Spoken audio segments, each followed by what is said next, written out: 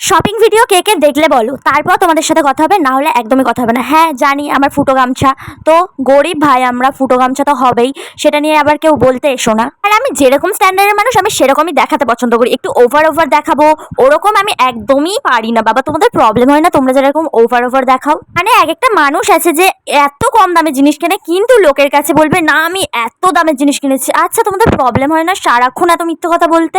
না আমি বলবো না যে আমি এত এত বেশি দামের জিনিস কিনি, কিন্তু আর যাই কিনি কম দামের জিনিস কিনলেও যেই দামটা আমি সেই দামটাই বলি। লোকের কাছে আমি বলি না আমি এটা এই বিশাল দামে কিনে এনেছি। মানে তুমি হয়তো তার মতো সেম ড্রেস কিনলে কিন্তু সে তোমাকে বলবে না আমারটা দামি, আমার কোয়ালিটি ভালো। তো যাই হোক এসব কথা ছাড়ো, বাদ দাও। আজকে যাচ্ছিলাম কাজের কথাই আমি আমার কথা বলি, লোকের কথা আমি লোকের চর্চা করতে অতটাও পছন্দ করি না। যাই হোক বেশি বলে ফেলেছি আজকে।